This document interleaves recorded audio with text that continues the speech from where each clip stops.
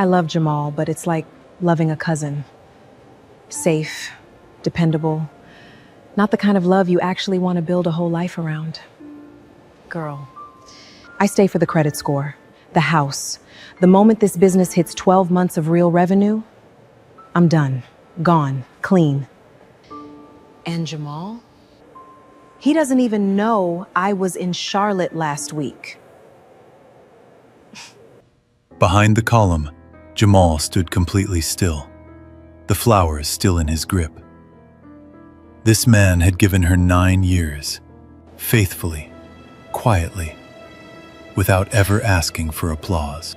And his wife was describing their marriage like a financial arrangement she was already planning to exit. But what he found 3 days later, on the old laptop she swore was broken, that's when this stopped being a marriage and became something far more calculated than anyone knew. My name is Jamal Brooks. I am 42 years old, and for most of my adult life, I have held on to one belief so simple I never once thought to examine it. If you show up, if you keep your word, if you do the work without needing anyone to applaud it, the people who matter will eventually see it.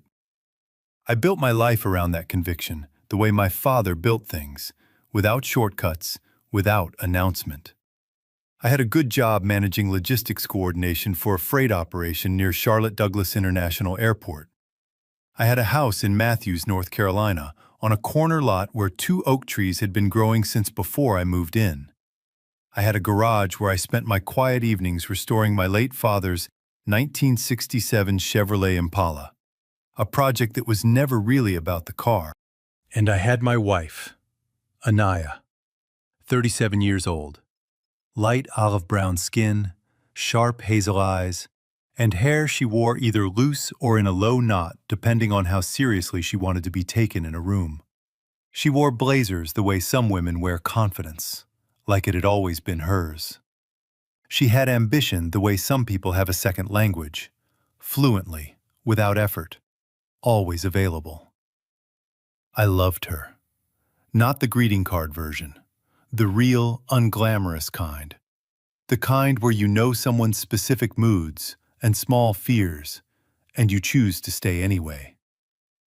What I did not know, what I had no framework to even consider, was that for over a year, my wife had been building a second life alongside ours. Quietly, deliberately, with the patience of someone who had made a decision and was simply waiting for the right moment to execute it. I might have gone on not knowing. Except for one Friday afternoon in November. Except for a bouquet of white lilies from the Harris Teeter on Matthews Township Parkway. Except for the fact that I loved her enough to drive to the airport, even when she told me not to bother. That simple reflex, wanting to see your wife after she'd been away, walked me directly into the truth. Charlotte Douglas on a Friday afternoon runs on a particular kind of energy. I parked in short term and walked in through the main doors, flowers in hand. Anaya had texted me around noon. "Don't come in, I'll just Uber." But I was already on the road, and I had already bought the lilies. Later, I would understand what had happened on her end. She had called Zuri Langford from the plane during the final descent, asked her to meet at Carousel 4. She had texted me not to come in and assumed I had listened. In her mind, they had 15 minutes before the car service arrived. She was a careful woman. But careful people have one consistent blind spot. They trust their own plans completely. She had sent the text, therefore I was not here. She was about to be wrong in the most consequential way of her life. I found Carousel 4 without difficulty. Anaya was standing near the far edge of the belt with Zuri Langford. Medium brown skin, natural curls, the kind of open face that seemed always to be mid-laugh. The two of them were pressed close together, talking fast, heads bent. Anaya's posture was different from the one she wore at home, looser, unguarded. The posture of a woman certain no one important is close enough to hear. Something in my chest registered the difference before my mind did. I stepped behind one of those wide advertising columns near the wall and stood completely still. Then I reached into my jacket pocket, opened the voice memo app on my phone, and pressed record. Her first sentence landed like a shift in air pressure. I love Jamal, but it's like loving a cousin. Safe, dependable, but not the kind of love you want to build a whole life around. Zuri gave a small laugh. Not surprised. Familiar. The laugh of someone who had heard this before. I stay because of stability, Anaya continued, her voice steady and almost businesslike. His credit score. The house. Once the Langford Collective has 12 solid months of real revenue, I'm gone. Clean. Derek understands me in a way Jamal never has. He makes me feel like I'm actually alive. Derek. Then, easy and unhurried. He doesn't even know I was in Charlotte last week. He still thinks the whole trip was Los Angeles. The carousel turned. Bags dropped onto the belt. The world continued its ordinary Friday business. I looked down at the white lilies in my hand. I set them gently against the base of the column. Then I pressed stop, put the phone in my pocket, and walked out the way I came in. Steady pace. No one looked at me twice. On the drive back on Providence Road, the rain fell light and unhurried against the windshield. I did not turn on the radio. After a long time, I said one sentence to the empty truck. So, you've been planning this for a long time. Stay with me, because what I found on that old laptop the following week wasn't just evidence. It was the moment I understood exactly how many people already knew, and how long they had all been watching me not know. I have heard people describe the moment they discover a betrayal as a collapse. Everything giving way at once, all of it coming down together. That is not how it happened for me. For me, it was more like a photograph developing in a darkroom. Shapes becoming outlines, outlines becoming faces, until what had always existed in that image was finally visible. And once you can see it clearly, you cannot unsee it. Not for a single moment of any day that follows. I drove home that Friday evening and cooked dinner. Chicken and rice, simple. I set the table for two. When Anaya came through the door 40 minutes later, I asked her how Los Angeles was. She told me, fluently, convincingly, with the easy detail of someone who has rehearsed a story until the telling becomes its own memory. She smiled. She asked about my week. She leaned against the counter the way she had for 9 years. I listened. I nodded. I said, "I'm glad you're home." I meant it in some old and tired and still true way. But I was also, for the first time in our marriage, watching her. Every reassuring memory becomes a question. Every warm moment becomes evidence to re-examine. And the cruelest part is that you still have to make dinner and set the table and say the right things while it is running. Looking back, I can trace the shape of what I chose not to follow. Last April, Anaya started staying later at her studio space on South Boulevard. I told myself it was the business in its early stages. In June, she changed the password on her phone. A new security habit, she said, after a colleague's account was compromised. I believed her. In August, the easy curiosity she used to bring to our evenings, "How was your day? What happened at the yard?" started to fade. I told myself we were both tired. I saw every one of those shifts. I simply chose to explain them as something other than what they were. I had reached that point at Carousel 4. The Monday after the airport, I called Howard Ellis. Howard is 55, built solid, with the calm, measured voice of a man who has already assessed the situation before saying a word about it. He has practiced family law in Charlotte for nearly 30 years. When I finished walking him through what I had heard and what I had recorded, Howard was quiet for a moment. Then, Let me check something. Keyboard clicks. A longer pause than I expected. Jamal. 6 weeks ago, a preliminary motion was filed in Mecklenburg County Superior Court requesting a legal review of a family trust asset, a residential property in Matthews. The petitioner's name on the public record is Anaya Brooks. She filed a public record? A motion to compel disclosure of trust terms, public filing, anyone can pull it. She withdrew it 5 weeks later, once legal counsel confirmed the trust structure made her claim very difficult to prosecute. He paused. She was testing the door. When it didn't open, she withdrew and recalibrated. How long has this been in motion, Howard? At minimum, several months of planning preceded that filing. Document everything you come across naturally. Don't move anything, don't remove anything. But if something is in front of you, photograph it. I said I understood. Then I sat in my truck in the parking lot of a Bojangles on South Tryon Street for 11 minutes without starting the engine. After that, I drove home, smiled at my wife over dinner, and that evening took my father's old composition notebook to the garage and started writing everything down. Dates, amounts, patterns. 3 pages.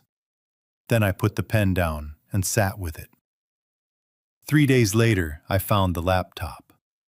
An older MacBook Anaya had told me stopped working months ago. I found it on the top shelf of the hall closet, behind a box of winter scarves. It powered on without difficulty. Inside a folder named LC Backup, the Langford Collective, I found archived messages between her and Zuri going back more than a year. I read through them with my phone in hand, photographing each screen carefully, the way Howard had instructed. Most of it was ordinary, but near the bottom of a thread dated 14 months earlier, Zuri had written, "Girl, I'm saying this as your best friend. Don't do Jamal like this. He is a genuinely good man. He has always been good to you, and if Mama Dot ever finds out, she will not forgive you for this. I mean it." Anaya had replied 4 minutes later, "Zuri, I love you, but stay in your lane on this one." That was the entire exchange. Zuri had known. For over a year. She had issued a real warning and been told, in 4 words, to stand down. Then kept coming to our Sunday dinners, kept calling me by my first name as though nothing had changed. I closed the laptop and returned it exactly where I found it. Then I went to the nightstand in our bedroom, back corner of the drawer, beneath a small jewelry pouch, a USB drive, thumbnail-sized, black. I copied its entire contents to a password-protected cloud account Anaya didn't know existed, then returned the drive to the exact spot, angle and all. On it was a scanned copy of my father's family trust documents, the spousal inheritance clause highlighted in bright yellow. Not a research reference, a working document, the kind you annotate when you are building a legal argument. I went back to the garage, turned on the work light, and stood with my hands in my pockets, looking at the Impala for a long time. Then I called Howard and said, "I have everything. How do we move?" "Come in tomorrow morning," he said. "We'll start building the file." Before we go any further, I need to ask you directly. Zuri warned Anaya. She knew the truth for over a year and stayed silent. Is she just as responsible, or was she simply a woman caught between loyalty and conscience, trying to protect a friendship she didn't know how to leave? Drop a yes or no in the comments. Or tell me, have you ever known something you weren't supposed to know and faced that choice? I want to hear what you did. Stay with me, because the night I placed that folder on the kitchen table is the night everything Anaya had carefully built began to come apart. There is a particular quiet that settles over a house when something inside it is about to end. Not a dramatic silence, just a specific stillness, the kind that exists in the space between what has been true and what is about to be said out loud for the first time. I had lived in that house in Matthews for 9 years. I knew its sounds the way you know the sounds of a place you have chosen to stay in long enough that it becomes part of your body's memory. The heat clicking on in December, The third stair's specific creak, the faint electrical hum of the kitchen light warming up. I had come to love all of it, not because any of it was remarkable, but because it was mine, and my father's name was in the foundation underneath it. That Tuesday evening, I set a manila folder on the kitchen table, and I sat down, and I waited. Anaya came in from the living room and stopped. She looked at the folder, then at me. Her face was composed. She was nearly always composed. But something moved behind her eyes that I had not seen there before. A quick, barely visible recalibration. The micro-expression of someone who has just recognized that a room they believed they controlled has shifted without their knowledge. "What is that?" "Sit down," I said. "Please." She sat. She adjusted the sleeve of her blazer. She folded her hands on the table in front of her. That precise, deliberate gesture I had always read as poise and now understood as the physical posture of a person who performs composure when they no longer feel it. I opened the folder. What I had learned from 3 weeks of sitting quietly with what I knew was that clarity is more powerful than volume. You do not need to be loud to be heard completely. You only need to be precise and patient and willing to let each piece of evidence speak before moving to the next.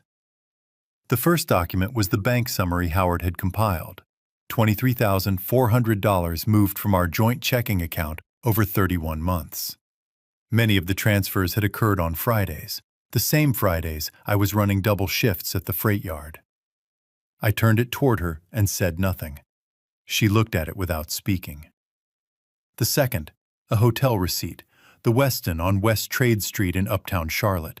Single room, 2 nights, charged to a card in her name. The dates corresponded exactly with the week she had told me she was in Los Angeles. I placed it beside the first document. Still said nothing. The third, a printed excerpt from the Zuri message thread, specifically Zuri's warning and Anaya's 4-word reply. I had printed only that exchange, not to dramatize, but because it established one fact that mattered more than all the others.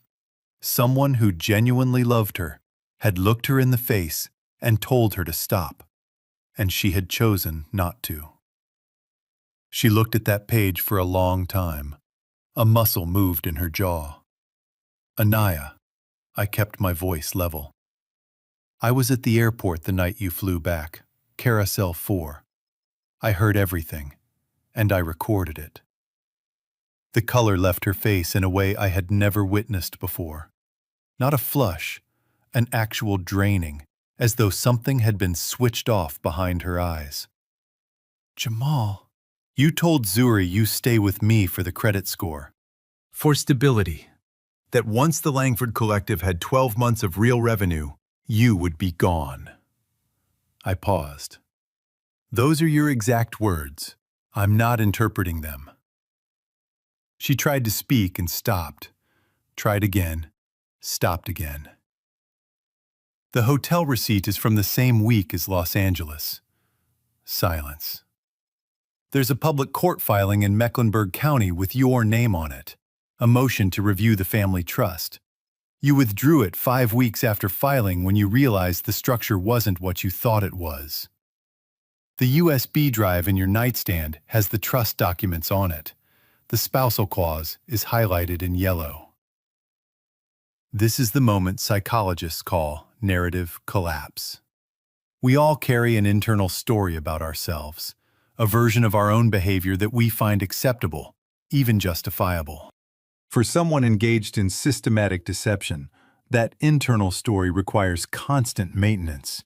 Small, daily reframings that tell them what they are doing is reasonable, necessary, perhaps even deserved. It is an exhausting architecture to sustain. What structured disclosure does is remove the maintenance scaffolding all at once. There is no remaining version of the narrative that holds together. The mind, confronted with that total removal, goes very still. It was the most still I had ever seen Anaya in 9 years of marriage. When she finally spoke, her voice carried something I had never heard in it before. something without its usual precision, something genuinely small. How long have you known? Long enough, I said. Long enough to be certain I wasn't wrong about any of it. She looked at her hands, then at the folder, then past my shoulder at a point on the wall she couldn't seem to bring into focus. A long silence opened between us. And in that silence, something unexpected happened. She looked at me, really looked, the way she hadn't in longer than I could honestly measure. And she asked, quietly, "Did you ever want me to stay?" I held her gaze for a moment. The question was real. I could hear that it was real. "I wanted the woman I thought I married to stay," I said. "But that woman and the plan you've been running for the last year, those aren't the same person. And I think you've known that longer than I have." She had no answer. There wasn't one available that was honest. "My attorney will be filing this week," I said. "You'll want to retain someone quickly." I closed the folder. I stood up. I left the kitchen without hurrying. In the garage, I turned on the work light above the Impala and stood there with my hands in my pockets. Not fighting anything, not holding anything back, simply finished, and learning what finished felt like in a body that had been braced for a very long time. In the days that followed, something textbook happened, and I want you to understand exactly what it was, because if you have ever been through something like this, you may have seen it without knowing its name. Anaya became warm. She cooked meals she hadn't cooked in years, the shrimp and grits she used to make on Sunday mornings when we first moved into the house, the cornbread from a recipe her grandmother had written on an index card. She touched my arm when she passed me in the hallway. She asked about my day with a careful, deliberate attentiveness.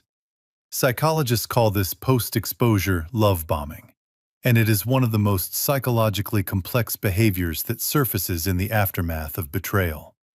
It looks exactly like genuine remorse. It feels like a turning point. But at its core, it is a final attempt at damage control. Tenderness deployed not from a change of heart, but from the recognition that the ground is moving, and charm is the last tool remaining. The hardest part is that it looks precisely like what you always wanted the marriage to be. I was kind to her. I remained present in the house. I did not tell her I had already filed. Because a man who is clear, not angry, not vindictive, simply clear, does not need to announce what he has already decided. He simply moves forward, quietly, the way he has always moved. Howard called on a Thursday morning. "The separation date is established and documented. Everything is in order." "Good," I said. And that same evening, Anaya came home with bright eyes and genuine excitement, telling me the Langford Collective was holding its official launch event the following Saturday. An event space on North Tryon Street in Uptown Charlotte. Clients, potential vendors, community members, family. She wanted it to feel like a real debut, she said. Something that announced what she was building. She asked, warmly and without any apparent hesitation, whether I would come. I said, "Of course I'll come." Don't go anywhere, because what happened when I walked into that room on North Tryon Street is the moment this story stopped being about a marriage and became something that neither Anaya nor the man sitting beside her could ever take back. The event space on North Tryon Street was the kind of venue that makes ambition look like it has already succeeded. Exposed brick walls, track lighting angled with care, servers moving through the crowd with sparkling water and white wine on small trays. At the far end, a projector screen displayed the Langford Collective's logo, geometric, clean, genuinely well designed. Whatever else I knew about the situation, I recognized that Anaya had real gifts for this. She had always known how to make a room believe in something. I arrived quietly, shook a few hands near the entrance, accepted a glass of water. Dark navy suit, well fitted. I had shined my shoes that afternoon while the Impala's final coat dried in the garage. No performance, just presence. I read the room quickly, the way you read any space you have entered with a purpose. Derek Whitaker was near the far wall, working a small cluster of guests with practiced ease. Slim vest, silver threading at his temples. The particular smile of a man who had discovered early that charm could open most rooms. He didn't look at me when I walked in. If he recognized me, he chose not to show it. Anaya was at the front, moving through the crowd with fluid, executive warmth. Every gesture calibrated. Hair down. She wore the blazer she had bought specifically for presentations. The structured one in deep burgundy that she believed made her look both serious and approachable. She had always been right about that. And in the third row of chairs, seated with the particular stillness of a woman who occupies space entirely by intention, was Celeste Langford. 68 years old, silver-white hair worn close and neat, pearl earrings she had worn to every occasion that carried meaning in her life. A face that held the particular authority of someone who has spent decades watching people carefully and has rarely been wrong about what they were actually doing. She met my eyes when I walked past her row. She nodded once, not warmly, not coldly, deliberately. The nod of a woman who had already made several assessments and was waiting to see whether the evening confirmed them. I nodded back. I found a position near the side wall with a clear sightline to the front of the room, and I waited. I want to take a moment here to explain why Celeste Langford mattered, not only as Anaya's mother, but as a specific and significant force in what was about to happen. Sociologists who study community-embedded families use the term reputational anchor to describe individuals whose standing is so established and whose public identity is so thoroughly built around specific values that their response to a breach carries weight far beyond their personal opinion. Celeste had spent 40 years building something real in this part of Charlotte. Her name held meaning at charitable fundraisers, on the boards of 2 community nonprofits, in the pews of her church, where people who had known her for decades trusted her judgment without needing to verify it.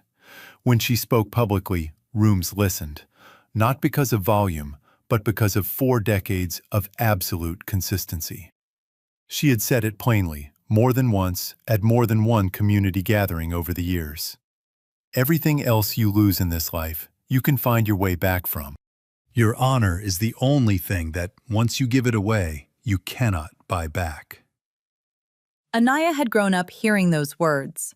She had simply calculated that her mother's loyalty to family would outweigh her principles when the moment came.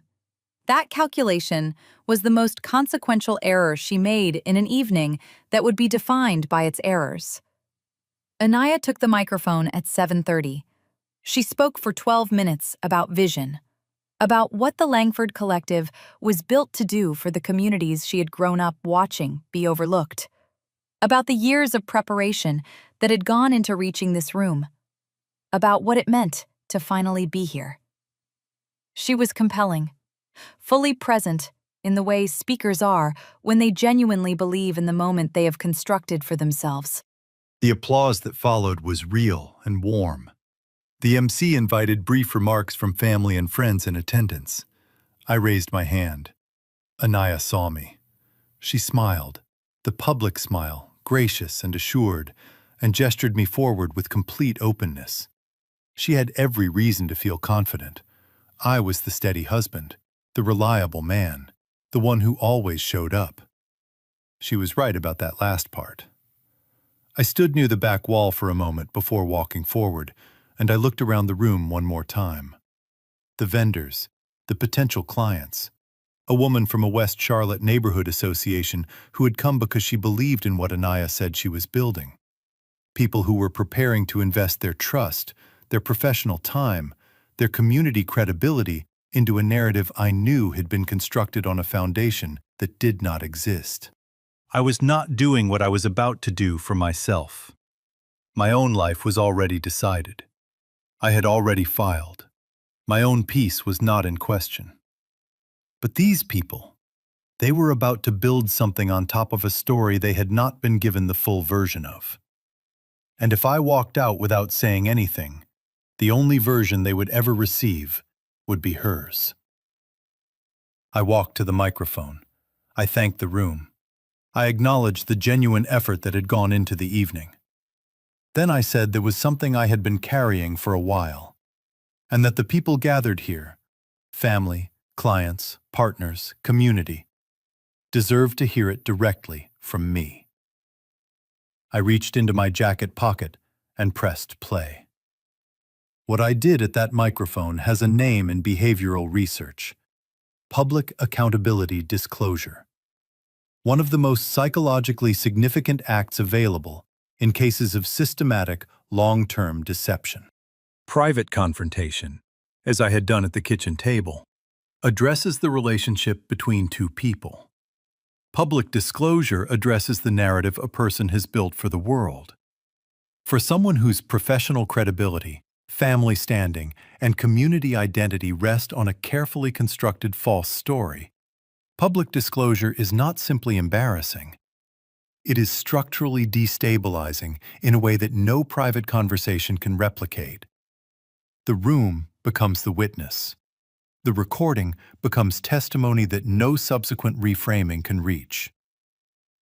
The first sounds from the phone were ambient: the baggage claim level at Charlotte Douglas, the soft, rolling friction of luggage wheels on tile, the low mechanical hum of the carousel.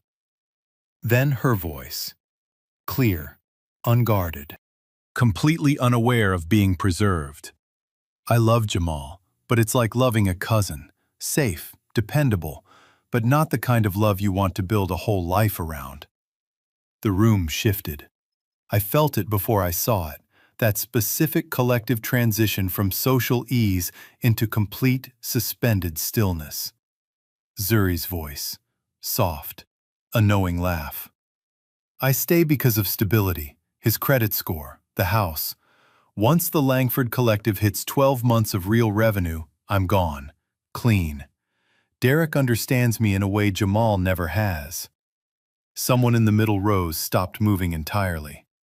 A server near the side wall stood motionless, a tray held at chest height. And then the section none of them had heard, the part I had kept specifically for this room. I've already done the prep work. If I need to, I'll challenge the family trust. And Mama? A small private laugh. Mama will understand once I explain it. She always comes around. I pressed stop. 3 full seconds of silence. The kind of silence that is not quiet at all. Then, from the third row, Celeste Langford stood up. She was not a physically imposing woman, but standing in that room, in that moment, she occupied every inch of it, the way genuine moral authority does, without requiring announcement or volume. She straightened the lapel of her jacket with one deliberate motion. She looked at her daughter across the length of that room with an expression I will not try to improve upon, because there is no language precise enough for what it carried. When she spoke, her voice did not waver, did not rise. It simply carried, clean and clear to every corner of that brick room. From this night forward, you are no longer my daughter. She picked up her handbag. She walked to the aisle, and she walked out. What Celeste did in that moment is what family systems researchers call public boundary assertion, the most socially powerful act available to a reputational anchor in a moment of communal betrayal. She did not ask for explanation. She did not offer negotiation or the possibility of a private conversation. She stated a conclusion, enacted it in front of witnesses, and removed herself. In doing so, she communicated to every person in that room, clients, vendors, community members, Derek Whitaker, that the social infrastructure undergirding Anaya's credibility had formally and permanently withdrawn its support. Rooms are very good at reading that kind of signal. This room read it immediately. 2 vendors near the entrance exchanged a look and rose from their chairs. Derek Whitaker was already moving toward the side exit, the practiced smile entirely absent, replaced by the blank, forward focus of a man calculating his losses. Zuri, seated near the back, had both hands pressed flat over her mouth. Anaya stood at the front of the room. She did not collapse. I want to be precise about that. She stayed on her feet. But everything she had carried into that room an hour earlier was gone. The executive warmth, the calibrated openness, the assembled version of herself she had spent months preparing for this debut. Gone. She looked at me across that space. I held her gaze for a moment, not with triumph, not with coldness, with the quiet, finished recognition of a man who had loved his wife genuinely and been met in return with a plan. Then I set the microphone back in the stand, buttoned my jacket, and walked out through the front door onto North Tryon Street. The November air was cold and clean. Charlotte moved around me, continuous, indifferent, full of its own purposes. I had parked 2 streets over. I walked there at my normal pace. I did not feel triumphant. That is the truth. I felt finished. And finished, I had learned, is a different thing entirely. Quieter than triumph, and more durable. Stay right there, because the months that followed that night will show you exactly what it costs to build your future on another person's loyalty while planning to discard them the moment they've served their purpose. North Carolina law requires that a married couple live separately for 1 full year before a court will grant a divorce. The night after the kitchen table confrontation, I moved my things to the spare bedroom. Howard noted the date and time. That was the clock starting, not with a dramatic announcement, not with a scene. Just a man carrying his clothes down the hall and closing a door quietly behind him. Howard filed that date as the official start of our separation. Everything that followed was built on that foundation. The separation year was not what I had imagined difficulty would look like. It was quieter than that. It was 2 people living inside a structure that had already ended, maintaining the practical shape of a household for the purpose of legal process and paperwork. Anaya spent most of her time at the studio space on South Boulevard, building what she was building. I went to work. I went to the garage. I went to the community center on Thursday evenings. The house held both of us in it without drama, the way a house does when the people inside it have already made their decisions and are simply waiting for the calendar to catch up. When the 12 months were complete, Howard filed. The proceedings moved with surprising efficiency after that, because the documentation was thorough, the trust structure was sound, and Anaya's own attorney, once he reviewed the full evidence file, advised her that a contested proceeding would cost significantly more than it could realistically recover. She signed. I signed. It was done. There is a psychological experience that follows the resolution of long-term betrayal, and it deserves to be named, because most people who have lived through something like this lack language for what they feel afterward, and the absence of language makes it harder to move through. Researchers call it post-betrayal identity reconstruction, the slow, disorienting work of rebuilding a sense of self that was partly organized around a relationship that turned out to be built on false premises. It is not simply grief, though grief is woven through it. It is the deeper, stranger work of determining which parts of who you became inside that marriage were genuinely yours, and which parts were shaped by a context that no longer exists. For me, that work happened mostly in a garage. With a 1967 Chevrolet Impala, my father's tools, and the particular silence of a space where nothing needed to be explained or managed or performed. That kind of quiet, hands-on labor is not a retreat from processing. It is a form of it. You are rebuilding something real and tangible while something internal rebuilds alongside it, following the same patient logic. The Langford Collective closed 4 months after the launch event on North Tryon Street. I heard it from a neighbor one morning in passing, the casual way neighborhood news travels. 2 of the vendors who had been in early partnership discussions had made their decision in real time on that Saturday evening, and had not revisited it. Word travels efficiently in professional communities, especially smaller ones where reputation functions as currency and where people remember clearly what they witnessed with their own eyes. Derek Whitaker lost a significant logistics contract with a distribution firm in the south end of Charlotte. I had no involvement in that outcome. Some consequences do not require engineering. They follow from behavior, the way water finds its level. Not immediately, not dramatically, but with a quiet inevitability that cannot be negotiated around. I did not track any of this with particular attention. When I heard about it, it registered, and then I went back to what I was doing. The genuine marker of recovery is not satisfaction at someone else's losses. It is the peaceful indifference of a person whose own life has become engaging again on its own terms. I was moving toward that, day by day, in the only way I knew how to move toward anything, steadily, without announcement. Zuri Langford came to my door on an afternoon in late March. I had sensed, in a quiet way, that she eventually would. She was not a woman built for the long-term weight of sustained silence. Her conscience was genuine, not convenient, not selective. And genuine consciences do not stay quiet indefinitely.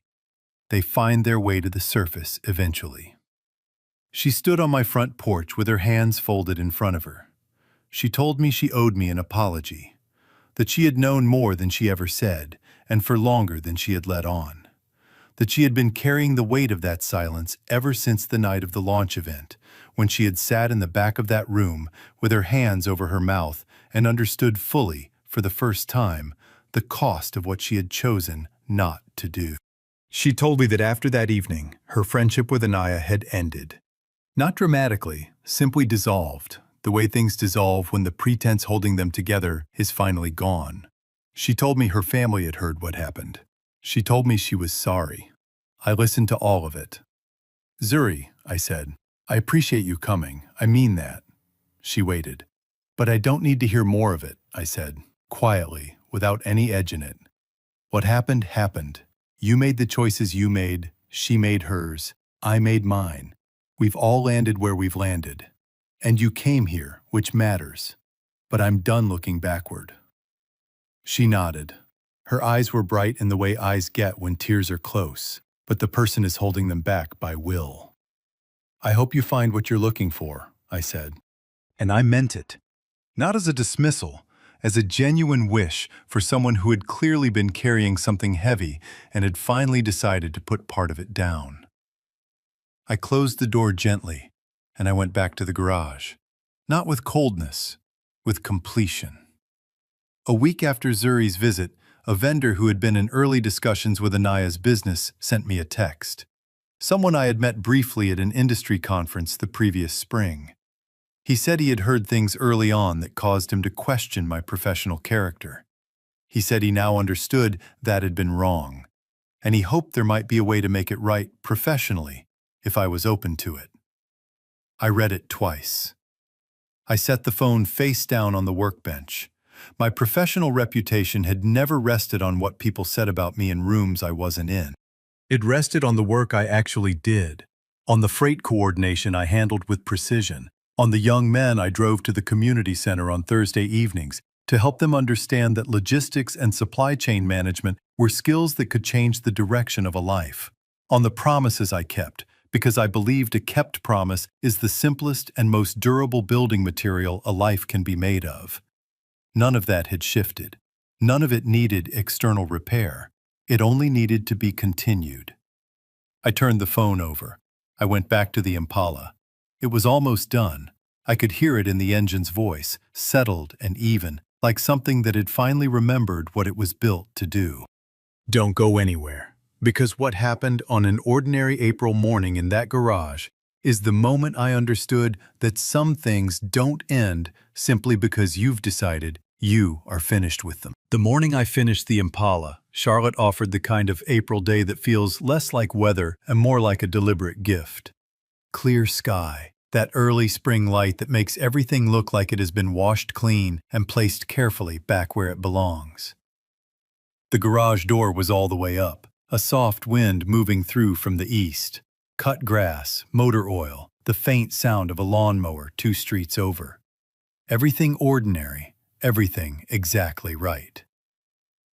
I had been up since 6, made coffee in the old percolator my father gave me when I moved into my first apartment, the kind that takes its time and makes no apology for it. I brought the mug out to the garage and stood there and looked at the car. It was finished. Burgundy interior, deep and right. Engine clean and even. Every line true to what it had been in 1967. Because to take a shortcut on something your father had loved would be its own form of betrayal. The chrome caught the morning light exactly as it should when someone has given it the patience it requires. My father would have walked around it once, slowly, said almost nothing, then offered one nod, the nod that contained everything it needed to, without needing to be anything more.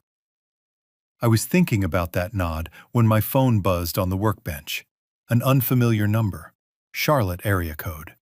I almost let it go to voicemail. I had been sitting inside the earned kind of quiet that morning, the kind that arrives when you have come through something real and your body is just beginning to understand that you are going to be genuinely fine. But I answered. Jamal. Howard Ellis.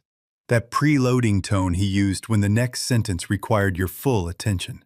4 days after the launch event, Anaya filed a formal motion to challenge the family trust under a spousal interest framework. I set my coffee down. 4 days after? Filed the following Thursday. When the business collapsed and the relationship with Whitaker ended in the same week, the trust became the last remaining asset worth pursuing. She reached for the one thing she had been studying from the beginning. A pause. The motion is not strong. Your father's attorney was exceptionally thorough. But it requires a formal response. Can you come in Thursday? Researchers who study what they call desperate asset pursuit find it is less about the asset itself and more about the need to retain some form of agency when all other forms have been removed. When everything else is gone, the last legal claim becomes the last thing a person can control. It is not rational strategy. It is the final move of someone who cannot yet accept that the game is over. Thursday, I said. I'll be there. The foundation your father built holds, Jamal. I know it does, I said. We hung up. I walked to the end of the driveway and stood in the April morning with my coffee. I looked at the 2 oak trees at the corner of the lot, the ones my father never got to see fully grown. There would be more Thursday mornings in Howard's office, more things to hold steadily while also holding everything else. That was fine. I had held harder things, and I was still standing in my own driveway, in April light, with the car my father left me, finally finished and waiting. I went back to the garage, settled into the driver's seat, felt the engine idling beneath me, smooth and even and exactly right. Then I backed out, pointed it toward the street, and let it find its pace. No particular destination, just the open road and the engine running clean, and Charlotte spreading out around me on a bright April morning. Entirely indifferent to one man finally feeling like the road ahead was genuinely, completely his. This story teaches us something quiet and specific. A good man is not one who never gets fooled. He is one who, when the truth finally surfaces, does not become the worst version of himself in response. He does not perform his pain for an audience. He does not chase consequences he does not control. He goes back to the garage. He picks up the work his father left him. He shows up Thursday evening for the young men counting on him to be there. If you love someone like that, a son, a grandson, a man who has always been steady without needing credit for it, tell him this week. Not in a card, in person, over the phone, at the kitchen table.